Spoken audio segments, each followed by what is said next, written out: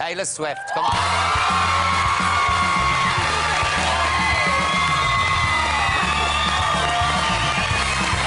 Taylor. Oh, my great heart.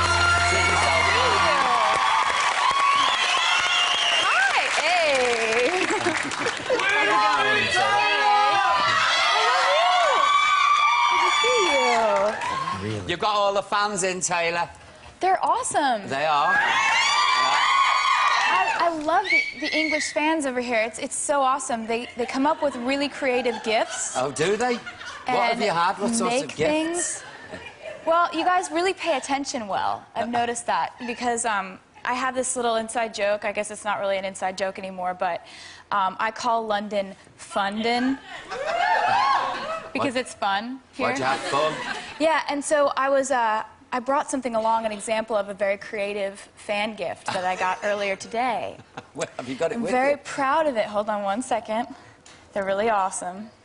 But I was outside my hotel, and these girls were like, "We made you presents," and I was like, "Cool." And then they held up these gloves, and it's like, "Fundin'."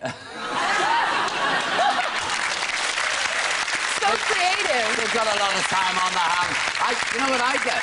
Turkish Delight by the bucket loads.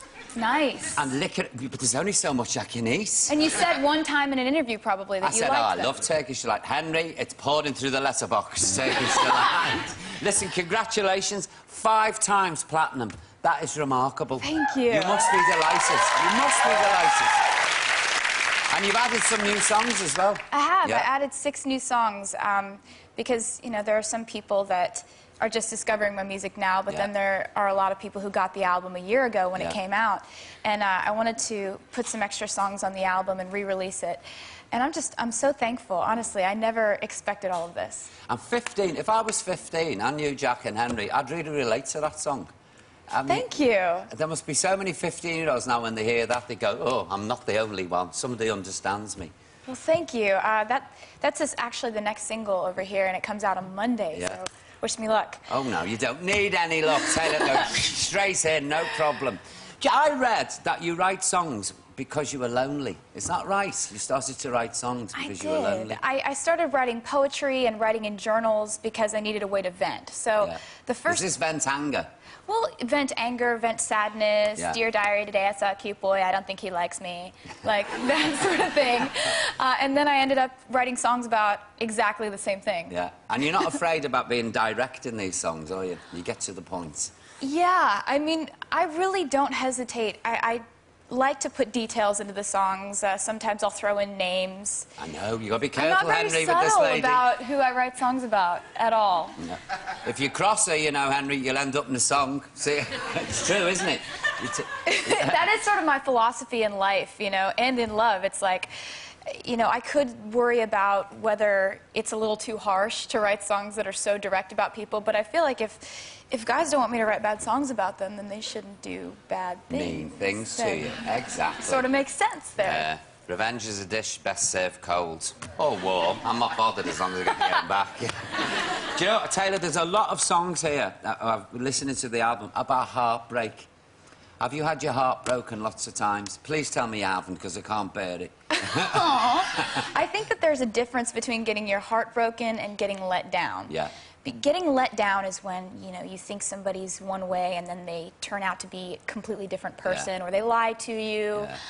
That's worth like 2 to 3 songs of being let down. Fabulous. But getting your heart broken, that's worth like 4 to 5 albums.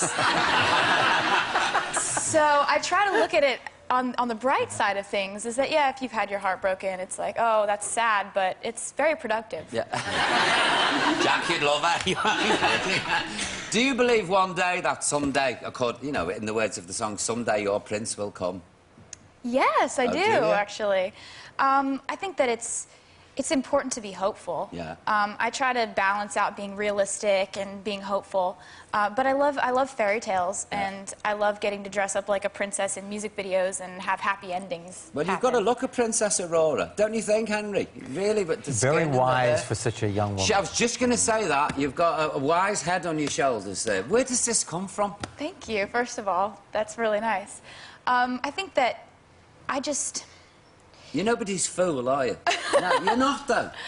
It's really been awesome to get to do this and get to meet so many people. For me, like when I was in school, I went through this phase where I didn't really have a lot of friends, but I would sit there on the outskirts of the classroom and watch people. Yeah. And watch people interact and watch people, just the whole social dynamic. So I guess I've always just really loved watching people, and love fascinates me and feelings fascinate me. And so that's why I write songs about feelings and boys. Yeah. Mm-hmm. Now look, talking about boys and feelings, are these rumours about the Twilight hunk Taylor true? You have to tell me and I'll tell you if he's suitable for you. Why don't you tell me first? Well, no, you have to tell me if it's true first before I waste my time. What? You are very direct. That's always got me through life, Taylor, really. Exactly. Yeah. So what do you think? Well, I don't know him personally, you see, but he seems like a personable young man. Yeah, as long as he treats you kindly and he's nice. Yeah? I will tell him you said hi.